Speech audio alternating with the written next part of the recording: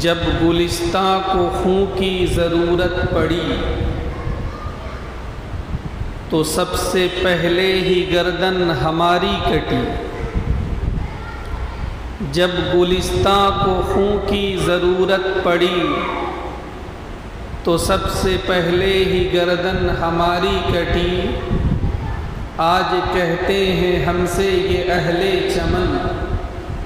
یہ چمن ہے ہمارا تمہارا نہیں۔ قابل صد احترام میرے بزرگوں، بھائیوں، عزیزوں اور دوستوں، انگریزی تاریخ کے اعتبار سے آج 12 اگست ہے۔ 15 اگست ہندوستان کے ماحول میں ایک قومی تہوار کا دن ہے۔ 15 اگست کو ہم مسلمان ہندوستانی لوگ یوم آزادی کے طور پر، انڈیپینڈنس ڈے کے طور پر مناتے ہیں۔ بسا اوقات ہمارے ذہن میں یہ بات آ سکتی ہے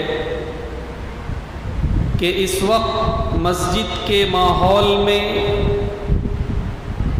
دینی مسائل پر گفتگو ہونی چاہیے، یہ تو ہمارا ایک قومی مسئلہ ہے، لیکن میں یہ عرض کروں کہ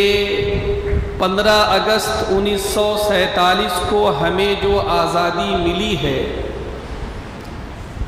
اس کی تاریخ ایسی ہے جس میں یقیناً ہندوستان کے تمام باشندوں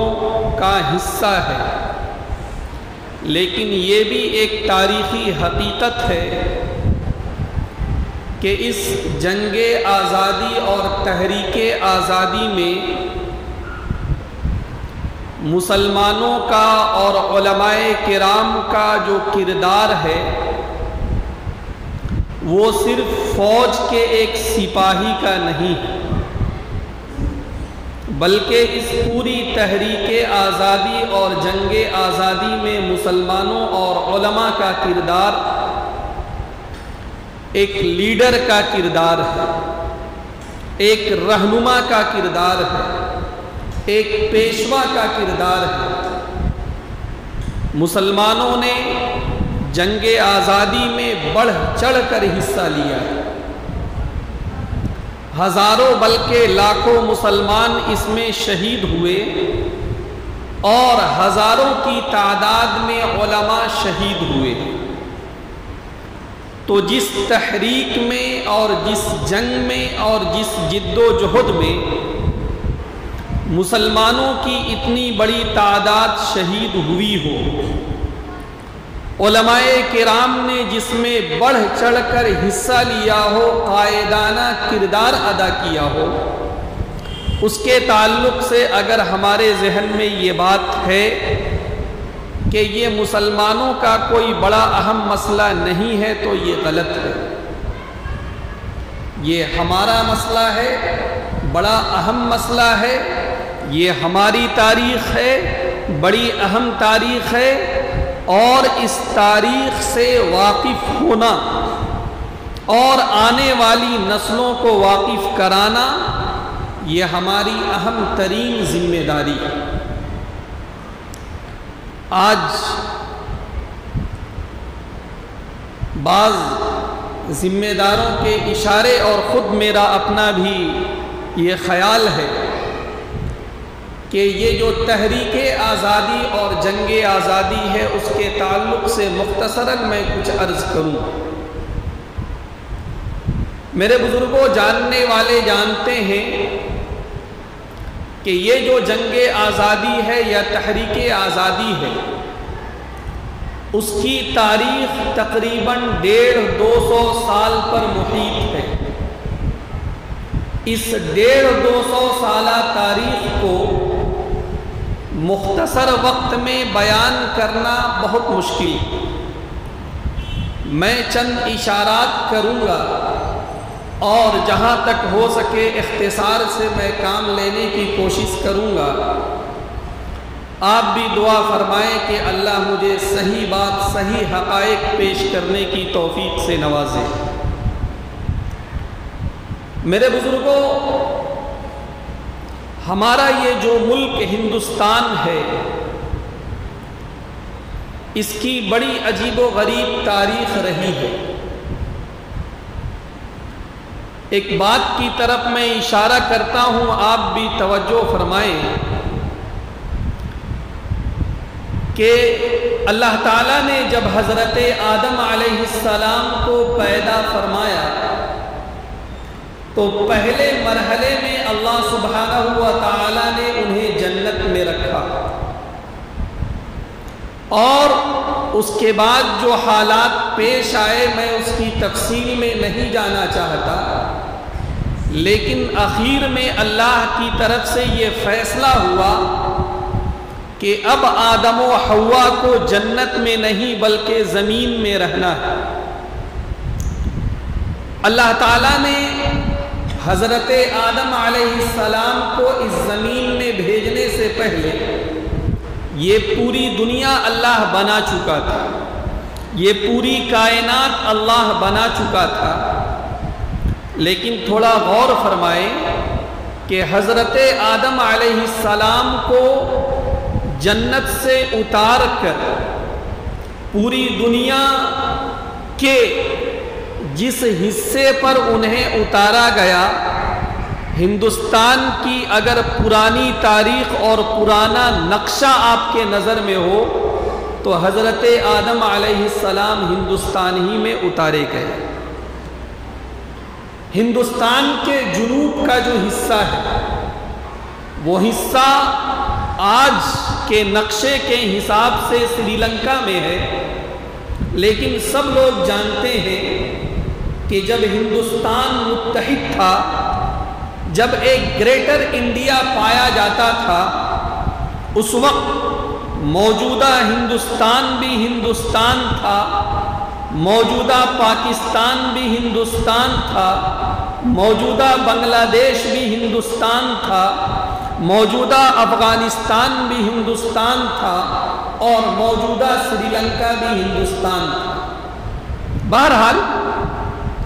اس زمانے میں اللہ نے حضرت آدم علیہ السلام کو جنت کے بعد جس سرزمین میں اتارا، علامہ ابن کثیر رحمۃ اللہ علیہ بڑے مفسر، محدث اور مورخ گزرے ہیں، انہوں نے صراحت کے ساتھ یہ بات کہی ہے کہ جس سرزمین میں حضرت آدم علیہ السلام کو اتارا گیا اس کا تعلق ہندوستان سے تھا۔ بہرحال اللہ کی ہزار حکمتیں ہیں اس میں، لیکن پوری زمین میں اگر ہندوستان کا انتخاب ہوا تو اس سے بھی یہ بات سمجھ میں آتی ہے کہ اس سرزمین کی ایک خاص اہمیت ہے۔ میرے بزرگوں، اس ہندوستان کی ہسٹری جب آپ غور فرمائیں گے تو آپ کو یہ بات نظر آئے گی کہ تاریخ کے مختلف ادوار میں کبھی یورپین قومیں، کبھی ایشیا کے دیگر ممالک کی رہنے والی قومیں اور ادھر ادھر کے لوگ یہاں آتے رہے، آباد ہوتے رہے، یا پھر یہاں سے گزر کر کہیں اور جاتے رہے۔ یہ ایک لمبی تاریخ ہے۔ اس سرزمین میں جب اسلام کا وجود ہوا اور مسلمان اور مسلم فاتحین پوری دنیا میں جب پھیلنے لگے تو مسلم فاتحین کا رخ ہندوستان کی طرف بھی ہوا۔ سب سے پہلے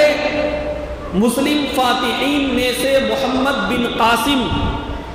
وہ سندھ کے علاقے تک آئے جو کہ آج پاکستان میں ہے، اور وہاں انہوں نے حکومت قائم کی۔ اس کے بعد محمود غزنوی اور اس کے علاوہ بادشاہ آئے اور وہ ہندوستان کے اصل حصے میں داخل ہوئے اور یہاں انہوں نے حکومت قائم کی۔ اس طرح سے مسلمانوں کی آمد کا سلسلہ شروع ہوا۔ کبھی یہاں پر غزنوی خاندان حکومت کر رہا ہے، کبھی یہاں پر تغلقی خاندان حکومت کر رہا ہے، کبھی یہاں پر لودھی خاندان حکومت کر رہا ہے، کبھی یہاں پر غلاموں کا خاندان حکومت کر رہا ہے، اور اسی طرح چلتے چلاتے آخری دور میں جس خاندان نے ہندوستان میں حکومت کی ہم سب جانتے ہیں کہ وہ مغل خاندان تھا۔ مغل خاندان اور اس کے علاوہ جو مسلم خاندانوں نے اس ہندوستان میں حکومت کی ہے، تقریباً 800-900 سال پر یہاں 800-900 سال تک یہاں پہ مسلمانوں کی حکمرانی رہی۔ سب سے آخری جو بادشاہ مغل خاندان کے ہوئے اس کا نام بہادر شاہ ظفر تھا۔ انگریزوں نے بہادر شاہ ظفر کے چاروں لڑکوں کو مار ڈالا اور اس کی گردن کو اور ان کے سر کو ناشتے کے طور پر بہادر شاہ ظفر کے سامنے پیش کیا گیا، اور یہی وہ بادشاہ ہے جس پر انگریز حکومت نے حکومت سے غداری کا الزام لگایا، بغاوت کا الزام لگایا اور اس پر مقدمہ چلایا، اور بالآخر انہیں جلا وطن کر کے بھیج دیا گیا، کالا پانی بھیج دیا گیا، اور جب ان کی موت ہوئی تو ان کو ایسی جگہ پر دفن کیا گیا کہ جہاں تک مسلمان پہنچ نہ پائیں، کافی دنوں کے بعد ان کی قبر کا لوگوں کو پتہ چلا۔ بہادر شاہ ظفر شاعر بھی تھے۔ آپ تھوڑا غور فرمائیں کہ کہاں مغلیہ سلطنت اور اس کا تمطراق اور اس کا جاہو جلال، اور کہاں اس کا آخری جانشین، اس کی یہ حالت ہو گئی کہ اسے ہندوستان میں دفن ہونا بھی نصیب نہ ہوا۔ اسی پس منظر میں بہادر شاہ ظفر نے کہا تھا کہ کتنا ہے بد نصیب ظفر 2 گز زمیں کے لیے، کتنا ہے بد نصیب ظفر دفن کے لیے کہ 2 گز زمیں بھی مل نہ سکی کوئے یار۔ میرے بزرگوں، یہ مغلیہ سلطنت ایک زمانے میں بڑے عروج پر رہی۔ اسی مغلیہ سلطنت کا ایک بادشاہ اکبر بھی تھا، اور اسی مغلیہ سلطنت میں اورنگزیب عالمگیر رحمت اللہ علیہ بھی ہوئے، اور بھی بہت سارے بادشاہ یہاں پر گزرے۔ مغلیہ سلطنت کا حال یہ ہوا کہ اخیر میں یہ حکومت بہت کمزور ہوتی چلی گئی۔ اورنگزیب عالمگیر رحمت اللہ علیہ وہ بڑے زبردست بادشاہ تھے، تقریباً 55 سال انہوں نے یہاں پر حکومت کی، اور بڑی شان و شوکت کے ساتھ ان کی یہاں پر حکومت قائم رہی۔ لیکن جو تاریخ سے واقف ہیں وہ جانتے ہیں کہ اورنگزیب عالمگیر کے بعد جو بھی ان کے جانشین ہوئے وہ بڑے کمزور واقع ہوئے، اور حکومت کمزور ہوتی چلی گئی، یہاں تک کہ شاہ عالم نامی ایک بادشاہ، اس کے تعلق سے یہ کہا جاتا تھا کہ حکومت شاہ عالم از دہلی تا پالم۔ پالم یہ دہلی کے ایک ہوائی اڈے کا نام تھا۔ گویا کہ یہ کہہ دیا گیا کہ حکومت شاہ عالم کا اب وجود ختم ہو گیا، اس کی حکومت جو ہے صرف اس کے محل سے لے کر وہ دہلی کے ہوائی اڈے تک ہے۔ یہ صورتحال ہو گئی۔ ایک طرف مغلیہ سلطنت کمزور ہو رہی تھی، اور اس کمزوری کے اسباب بھی تھے۔ علامہ اقبال نے بہت پہلے اشارہ کیا تھا، تجھ کو بتاتا ہوں تقدیر امم کیا ہے، شمشیر و سنا اول طاؤس و ربا باقی۔ حکومتوں کا جو زوال ہوتا ہے، قوموں کا جو زوال ہوتا ہے، امتوں کا جو زوال ہوتا ہے، امتیں عروج کی طرف سے جب زوال کا سفر کرتی ہیں تو اس کی وجہ کیا ہوتی ہے؟ جب قومیں جفاکش ہوتی ہیں، جب قومیں بلند ہمت ہوتی ہیں، جب قومیں عالی ہمت ہوتی ہیں، جب قومیں حوصلہ مند ہوتی ہیں، جب قومیں طاقت کا مظاہرہ کرتی ہیں تو ان کا ایک وجود دنیا میں ہوتا ہے۔ لیکن جب یہی قوم عیش پرستی میں مبتلا ہو جاتی ہے، یہی قوم جب آرام پرستی میں مبتلا ہو جاتی ہے، یہ قوم جب دنیا کی زیب و زینت میں مبتلا ہو جاتی ہے، یہ قوم جب طاؤس اور رباب میں پڑ جاتی ہے، گانے بجانے میں پڑ جاتی ہے، تو اس کا عروج زوال سے بدل دیا جاتا ہے، اس کی ترقی تنزلی سے بدل دی جاتی ہے، اور اس کی بلندی کو پستی سے تبدیل کر دیا جاتا ہے۔ تجھ کو بتاتا ہوں تقدیر امم کیا ہے، شمشیر و سینہ اول۔ جب حکومتوں کے اور قوموں کے ہاتھ میں شمشیر ہوتی ہے، نیزے ہوتے ہیں، تلوار ہوتی ہے، طاقت ہوتی ہے، تو وہ عروج پر ہوتی ہے، اور جب قومیں عیش پرستی میں مبتلا ہوتی ہے تو وہ زوال کا شکار ہو جاتی ہے۔ تجھ کو بتاتا ہوں تقدیر امم کیا ہے، شمشیر و سینہ اول طاؤس و رباب آخر۔ ایک طرف مغلیہ سلطنت کمزور ہو رہی ہے، اور دوسری طرف صورتحال یہ ہے کہ برٹش امپائر وہ طاقتور ہوتی چلی جا رہی ہے، اس کی نظر ہندوستان پر ہے، اس کی نظر ہندوستان کے سونے چاندی پر ہے، اس کی نظر ہندوستان کے اکنومیکل کنڈیشن پر ہے۔ لوگ بڑی آسانی کے ساتھ الزام لگا دیتے ہیں کہ مسلمان بادشاہ جو آئے وہ ہندوستان کو لوٹنے کے لیے آئے۔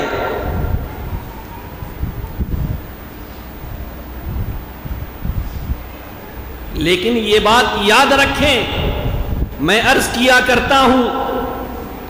کہ اگر یہ پتہ لگانا ہو کہ ہندوستان کو کون لوٹنے کے لیے آیا اور ہندوستان کو کون دینے کے لیے آیا، تو تھوڑا ان کی قبروں ہی کا جائزہ لیا جائے۔ آج بہت کم انگریز ایسے ہیں جن کی قبر آپ کو ہندوستان میں ملے گی، لیکن جو مسلم فاتحین گزرے، ہمایوں کا مقبرہ آپ دہلی میں جا کر دیکھیے، اورنگزیب کا مقبرہ آپ کو مل جائے گا، بڑے بڑے بادشاہوں کا مقبرہ آپ کو ہندوستان میں مل جائے گا۔ یہ اس بات کی دلیل ہے کہ مسلم حکمراں وہ ہندوستان کو دینے کے لیے آئے تھے، ہندوستان کو لوٹنے کے لیے نہیں آئے تھے۔ بہرحال میں یہ عرض کر رہا تھا کہ ان بادشاہوں نے جو نظام بنایا، اقتصادیات کو جو ترقی دی، اکنومیکل کنڈیشن کو جو بہتر کیا، تو صورتحال یہ ہو گئی کہ لوگ ہندوستان کو سونے کی چڑیا کہنے لگے کہ یہ ملک ملک نہیں بلکہ یہ سونے کی چڑیا ہے۔ آج مجھے کوئی بتائے کہ جتنا مالدار سے مالدار آدمی ہو، کیا وہ اپنے گھر میں ہیرے جواہرات سے نقش و نگار کراتا ہے؟ کیا وہ اپنے گھر کی ڈیزائننگ سونے اور چاندی سے کراتا ہے؟ یہ ٹھیک ہے، شرعی اعتبار سے اس کی کیا حیثیت ہے وہ ایک دوسری بحث ہے، لیکن صورتحال جو تھی وہ یہ تھی، اقتصادی حالت اتنی اچھی تھی کہ ہیرے جواہرات دیواروں میں جڑے جاتے تھے، سونے اور چاندی کے گنبد بنائے جاتے تھے، سونے اور چاندی کا نقش و نگار دیواروں میں ہوتا تھا۔ یہ ہندوستان کی اقتصادی حالت تھی۔ برٹش امپائر جب دنیا میں وہ اپنے پیر پھیلانے لگی اور اس کی نظر ہندوستان پر پڑی تو اس نے بڑی چالاکی کے ساتھ ہندوستان پر اپنا قدم جمانا شروع کیا۔ سن 1600 میں ایسٹ انڈیا کمپنی کے نام سے ایک کمپنی بنائی گئی اور اس وقت کے جو بادشاہ اور سلاطین تھے ان سے یہ کہا گیا کہ اس کمپنی کا مقصد صرف تجارت کرنا ہے اور اس کے علاوہ ہمارا کوئی مقصود نہیں۔ ہم ہندوستان کا سامان دوسرے ممالک میں لے جائیں گے اور دوسرے ممالک کا سامان ہم ہندوستان لائیں گے۔ سن 1600 میں ایسٹ انڈیا کمپنی کے نام سے ایک کمپنی بنائی جاتی اور ہوا بھی یہی۔ ابتدائی 100 سال کے اندر اس کمپنی نے بڑی چالاکی کے ساتھ اپنے قدم یہاں پر جمائے اور یہاں کی حکومت اور یہاں کی پالیٹکس اور یہاں کے انتظام میں انہوں نے کوئی دخل اندازی نہیں کی، لیکن وہ اندر اندر اقتصادی نظام کو اور مالیات کے نظام کو اپنے ہاتھ میں لے رہے تھے۔ یہ جو خطرہ ہندوستان میں منڈلا رہا تھا، سب سے پہلے اس خطرے کو اگر محسوس کیا ہے تو اورنگزیب عالمگیر رحمت اللہ علیہ نے 1600 میں یہ کمپنی بنتی ہے۔ 1686 عیسوی میں اورنگزیب عالمگیر رحمت اللہ علیہ نے یہ فرمان جاری کیا کہ ایسٹ انڈیا کمپنی کو ہندوستان میں تجارت کی اجازت اب نہیں ہے، یہ چلی جائے، یہ جہاں سے آئی ہے، میری حکومت میں انہیں جو ہے تجارت کرنے کا کوئی اختیار نہیں ہے۔ یہ اللہ والے بزرگ انہوں نے محسوس کر لیا تھا کہ ان کے ناپاک ارادے ہیں، یہ جو ظاہر کرتے ہیں وہ نہیں ہیں بلکہ ان کے باطن میں بڑی خباثتیں ہیں۔ لیکن جیسا کہ میں نے عرض کیا کہ اورنگزیب عالمگیر رحمت اللہ علیہ 55 سال حکومت کرنے کے بعد جب اس دار فانی سے کوچ کر گئے اور اس کے بعد جو بادشاہ آئے ان کے اندر وہ قوت اور طاقت نہیں تھی کہ وہ اس بڑھتے ہوئے سیلاب کو روکتے، اور دھیرے دھیرے اس نے ایسٹ انڈیا کمپنی نے اپنی عیاری سے اور اپنی چالاکی سے ہندوستان میں اپنے قدم جما لیے۔ یہ ایسٹ انڈیا کمپنی آپ اس کی تاریخ دیکھیں، یہ ایک تجارتی کمپنی ضرور تھی لیکن اس کی اپنی فوجیں ہوا کرتی تھی، اس کی انٹیلیجنس ہوا کرتی تھی، خفیہ معلومات حاصل کرنے کے لیے خفیہ ایجنسیاں ہوا کرتی تھیں اس کی۔ بہرحال حالات اسی طرح رہے کہ سن 1757 میں نے شروع میں عرض کیا کہ میں صرف اشارے کر سکتا ہوں اس مختصر سے وقت میں۔ سن 1757 کا جب زمانہ آیا، بنگال کے نواب سراج الدولہ انہوں نے پلاسی کے میدان میں انگریزوں سے مقابلہ کیا، لیکن ہم سب جانتے ہیں کہ ان کے ایک نواب اور ان کے ماتحت رہنے والے ایک وزیر میر جعفر کی غداری کی وجہ سے وہ جنگ ہار گئے۔ اس کے بعد پھر ادھر میسور کے علاقے میں حیدر علی کے نام سے ایک نواب کھڑے ہوئے، بڑے طاقتور نواب، اور انہوں نے 1781 یا 82 میں انگریزوں سے مقابلہ کیا اور وہ مقابلہ کرتے رہے کہ تقریباً 1791 میں ان کا انتقال ہو گیا۔ 1791 میں جب ان کا انتقال ہو جاتا ہے تو ان کے جانشین، ان کے بیٹے، ان کے بہادر بیٹے ٹیپو سلطان بنائے جاتے ہیں، اور پھر ٹیپو سلطان بھی اپنے باپ کے مشن کو آگے بڑھاتے ہیں، انگریزوں کا مقابلہ کرتے ہیں اور اپنے بس میں جو ہوتا ہے انگریزوں سے وہ لوہا لیتے ہیں۔ لیکن ہم سب جانتے ہیں کہ تقریباً 800-900 سال کشمکش کے بعد 1799 میں حضرت ٹیپو سلطان بھی شہید کر دیے جاتے ہیں، اور وہ جو شکست کھاتے ہیں انگریزوں کے ہاتھ، اس کی وجہ بھی یہی ہوتی ہے کہ ان کا اپنا ایک آدمی جس کا نام میر صادق تھا، اس نے تمام جنگی پلان کو انگریزوں کے سامنے ظاہر کر دیا، اور انہوں نے جو پلاننگ کی تھی وہ فیل ہو گئی، اور انگریز فوج ان کی فوج پر غالب آ گئی اور ان کو شہید کر دیا گیا۔ جب انگریزوں نے ٹیپو سلطان رحمت اللہ علیہ کو شہید کیا، تو اس موقع پر ان لوگوں نے یہ اعلان کیا کہ لوگوں یاد رکھو، اب سے ہندوستان ہمارا ہے۔ گویا کہ انگریزوں کی نظر میں بھی یہ بات تھی کہ ہندوستان پر قابض ہونے کے لیے اور ہندوستان کی باغڈور اپنے ہاتھ میں لینے کے لیے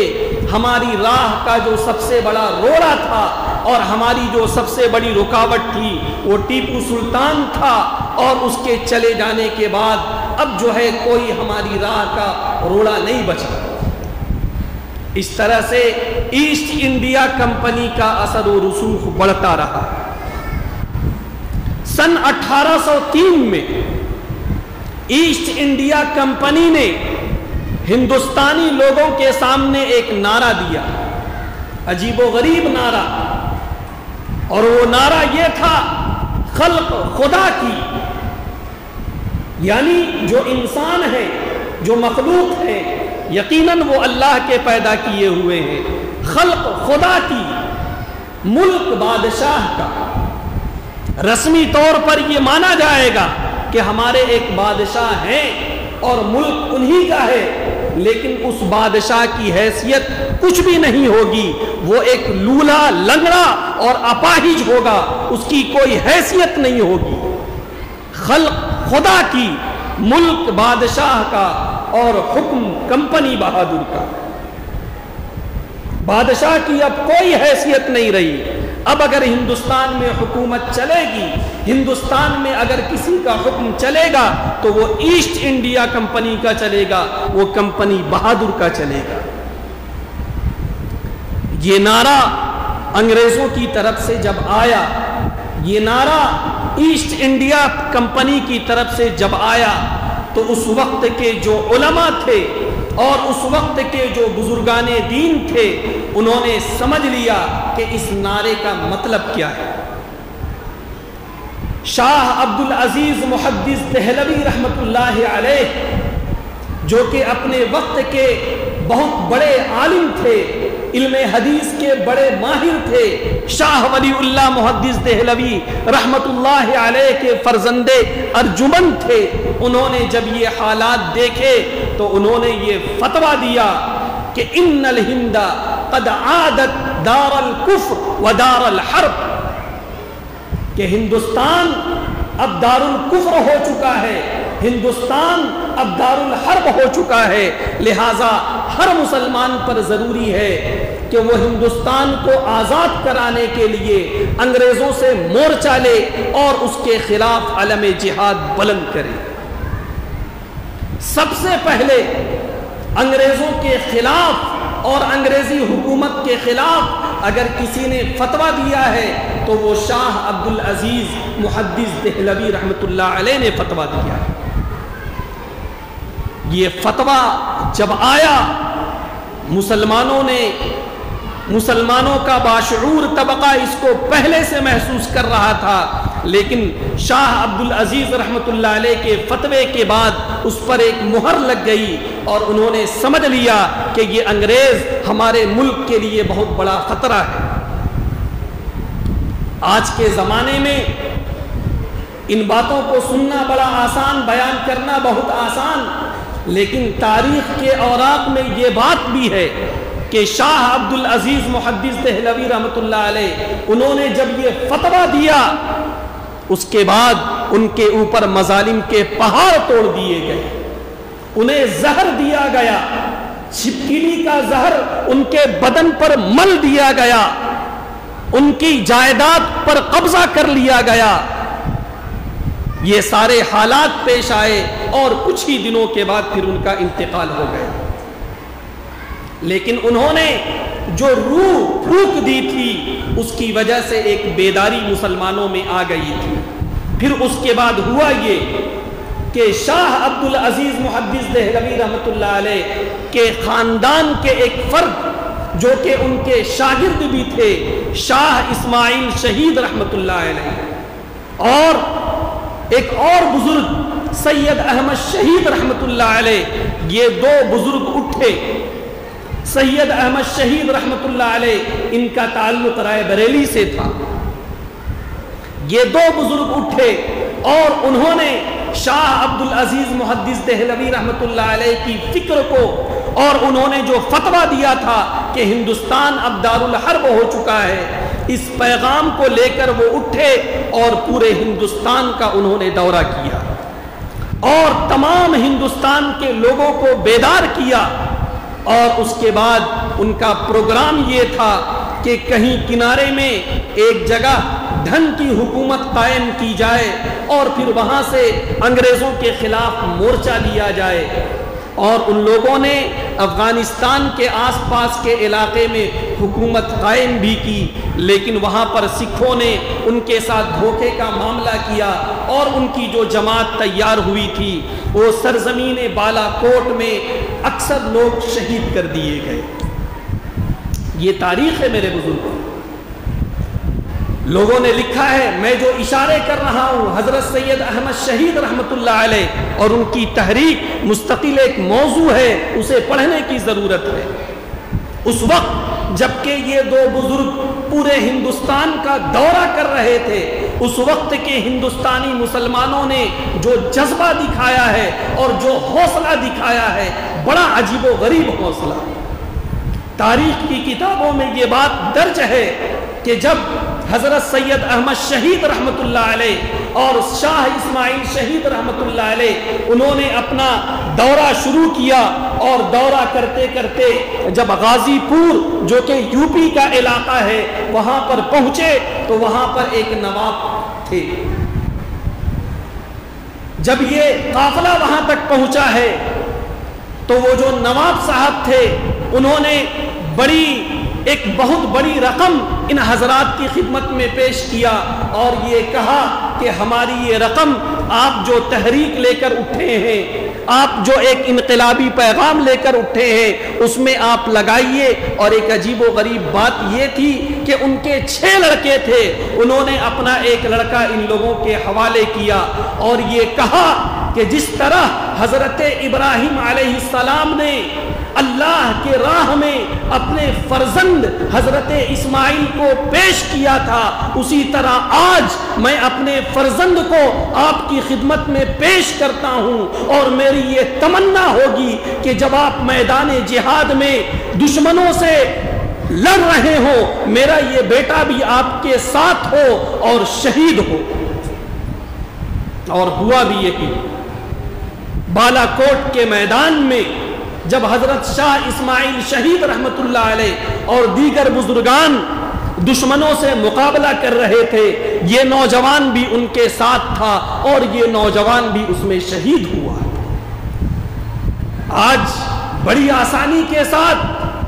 ہندوستان کی آزادی کی تحریک کو جب لکھا جاتا ہے، ہندوستان کی آزادی کی تحریک کو جب بیان کیا جاتا ہے، بڑی آسانی کے ساتھ مسلمانوں کو اور علماء کو نظر انداز کر دیا جاتا ہے۔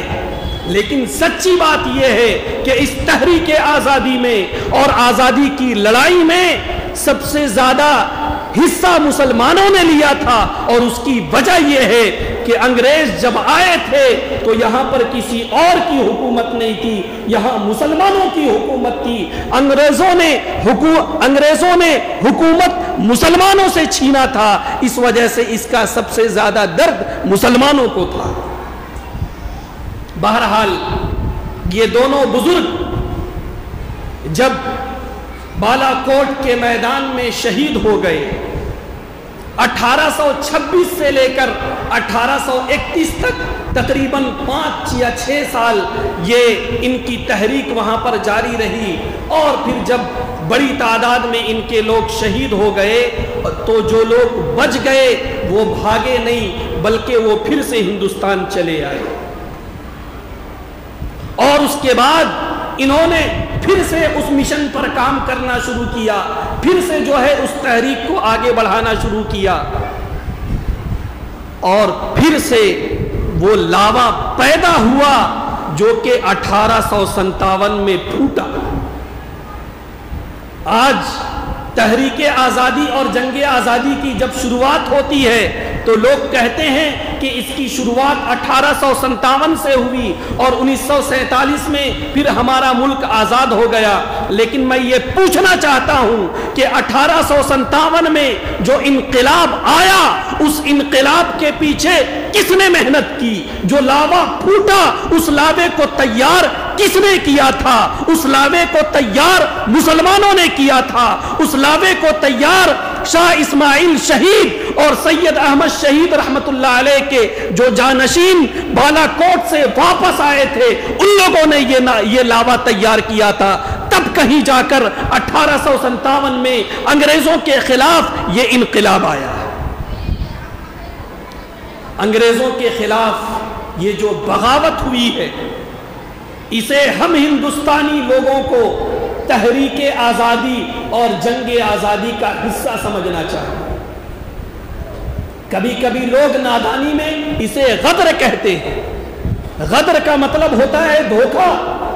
अरबी जुबान में गदर का मतलब होता है धोखा। 1857 के इनकलाब को गदर अंग्रेजों ने कहा, इस वजह से कि वो उनके हिसाब से धोखा था। लेकिन जो हिंदुस्तानी लोग हैं, चाहे वो मुसलमान हो या गैर मुस्लिम, अगर वो 1857 की तहरीक को गदर कहते हैं तो इसका मतलब ये है कि या तो वो गदर का माना नहीं जानते, या फिर ये कि हमारे बुजुर्गों ने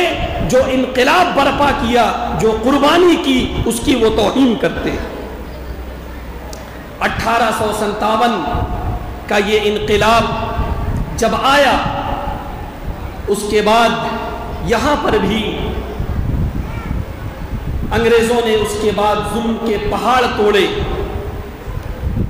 बड़ी तादाद में जो लोग इस बगावत में शरीक थे, जो लोग इस तहरीक में शरीक थे, उनको मारा गया। और खुसूसी तौर पर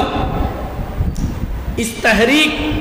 में चूंकि मुसलमान पेश थे, इसलिए मुसलमानों की बड़ी तादाद को और उलमा की बड़ी तादाद को उन लोगों ने तह तय करना शुरू किया, मारना शुरू किया। फिर एक अजीब व गरीब सूरत हाल पेश आई जिसे समझने की ज़रूरत है। 1857 में जब मुसलमानों की एक बड़ी तादाद शहीद हो गई, उलमा की एक बड़ी तादाद शहीद हो गई, लोगों ने लिखा है कि दिल्ली के आसपास में जो दरख्त थे, हर दरख्त में किसी न किसी आलिम की लाश लटकी हुई नजर आती थी। इतनी बड़ी तादाद में मुसलमानों को जब मारा गया, उलमा को जब शहीद किया गया, तो एक अजीब व गरीब सूरत हाल पेश आई। यतीमों की एक बड़ी तादाद उभर कर आई,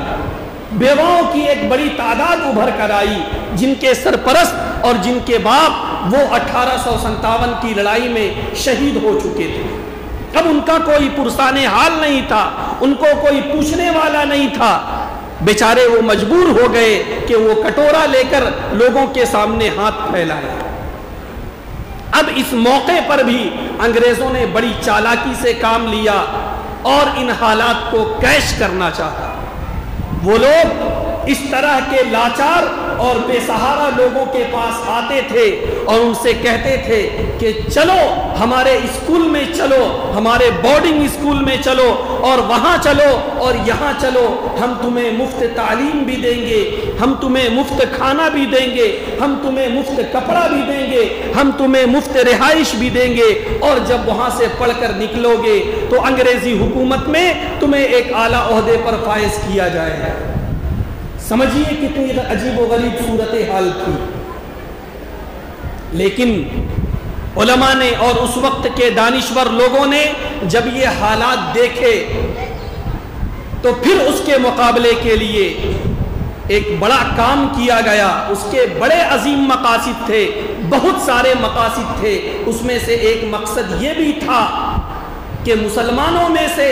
جو غریب طبقہ ہے، جو اب یتیم ہو چکا ہے، جن کے سروں پر اب سہارا نہیں ہے، اور انگریزی حکومت عیسائی مشنریز کے ذریعے سے جو ان کو نشانہ بنا رہی ہے، ان کے ایمان کا سودا کر رہی ہے۔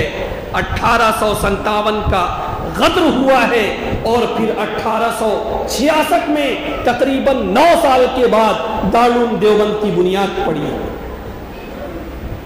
کہ اگر ایک طرف عیسائی مشنری اور انگریز مسلمانوں کے ایمان کا سودا کر رہے ہیں، یہ کہہ کر کہ ہم تمہیں مفت تعلیم دیں گے، مفت کھانا دیں گے، مفت کپڑا دیں گے، مفت رہائش دیں گے، تو کچھ اللہ والے کھڑے ہوئے، ان کے پاس کچھ نہیں تھا، لیکن صرف اللہ کے بھروسے اور اللہ کے وعدوں پر یقین کرتے ہوئے مسلمانوں کے درمیان میں گئے، اور انہوں نے کہا کہ تم اپنے بچوں کو ہمارے مدارس میں داخل کرو، مدرسے میں داخل کرو، یہاں بھی تمہیں مفت تعلیم دی جائے گی اور تمہارا مفت سارا انتظام کیا جائے گا۔ تو ان مدرسوں کی جو بنیاد پڑی ہے، جہاں یہ تھا کہ اس صورتحال پر قابو پایا جائے، ساتھ ساتھ یہ بھی تھا کہ ان مدارس کے ذریعے سے مجاہدین آزادی تیار کیے جائیں۔ ایسی ایسی صورتحال ہم نے جھیلی ہے، ایسی ایسی قربانیاں ہم نے پیش کی ہیں، اور آج بڑی آسانی کے ساتھ یہ کہہ دیا جاتا ہے کہ یہ چمن ہے ہمارا، تمہارا نہیں۔ 1857 میں یہ انقلاب آیا، اور پھر یہ انقلاب اور آگے بڑھا، تحریک آزادی اور آگے بڑھی۔ اس کے بعد پھر 1905 میں حضرت محمود الحسن دیوبندی رحمت اللہ علیہ نے تحریک ریشمی رومال کے نام سے ایک تحریک پیش کی مسلمانوں کے درمیان میں، اور اس کا بھی مقصد یہی تھا کہ بیرونی حکومت اور بیرون کے جو لوگ ہیں ان کو ہندوستان کے حالات سے متعارف کرایا جائے۔ لیکن ہوا یہ کہ اس راز کا بھی افشا ہو گیا، انگریزوں کو پتہ چل گیا کہ محمود الحسن نامی شخص وہ ہمارے خلاف بغاوت کر رہا ہے، ہمارے خلاف تحریک چلا رہا ہے۔ جب اس راز کا افشا ہوا، حضرت محمود الحسن دیوبندی رحمت اللہ علیہ کو گرفتار کر لیا گیا، ان کے ساتھ جو لوگ تھے ان کو گرفتار کر لیا گیا، اور پھر انہیں مالٹا بھیج دیا گیا۔ اس کے بعد یہ تحریک آزادی چلتی رہی، اور مسلمانوں کے بڑے بڑے رہنما دارالعلوم دیوبند اور دارالعلوم ندوۃ العلماء اور دیگر بڑے بڑے مدارس کے بڑے بڑے علماء اور فضلاء اس تحریک آزادی میں شریک ہوتے رہے، اور یہ کارواں اسی طرح آگے چلتا رہا۔ بالآخر 1947 میں ہمارا یہ ملک آزاد ہوا۔ تو میرے بزرگوں، یہ 200 سالہ تقریباً یہ پوری تاریخ ہے۔ اس پوری تاریخ میں مسلمانوں نے لیڈرشپ کیا ہے، مسلمانوں نے رہنما کا فرض انجام دیا ہے، مسلمانوں نے اس میں قیادت کی ہے۔ ضرورت اس بات کی ہے کہ آج کم سے کم ہم اپنی تاریخ سے واقف تو ہوں۔ آج ہمیں پتہ ہی نہیں ہے، جب مجاہدین آزادی کا نام لیا جاتا ہے، فلاں کا نام لیا جاتا ہے، فلاں کا نام لیا جاتا ہے، ہمیں اس پر کوئی اعتراض نہیں، لیکن یہ بہت بڑی بے وفائی ہے کہ جس قوم نے اور جس قوم کے علماء نے اور جس قوم کے رہنماؤں نے قیادت کیا ہو، آج اسے فراموش کر دیا جائے۔ میرے بزرگوں، ہماری اولین ذمہ داری ہے کہ اس تحریک اور تاریخ سے ہم واقف ہوں، آنے والی نسلوں کو واقف کرائیں، اور اس سلسلے کی جو اہم کتابیں ہیں ہم اس کا مطالعہ کریں۔ ابھی کے جو حالات ہیں وہ چھوڑیے، انشاءاللہ حالات بدلیں گے، یہ جو تاریخ ہے کم سے کم وہ محفوظ رہے، لوگوں کو یاد رہے کہ مسلمان کبھی بھی بے وفا نہیں ہوتا، مسلمان جہاں بھی رہتا ہے وہ وفا کرتا ہے، وہ عہد و پیما کا پابند ہوا کرتا ہے اور وہ ملک کا وفادار ہوا کرتا ہے۔ اللہ سے دعا کرے کہ اللہ تعالی ہمیں اسی عزم اور حوصلے کے ساتھ زندگی گزارنے کی توفیق سے نوازے، آمین۔ وآخر دعوانا ان الحمد للہ رب العالمین۔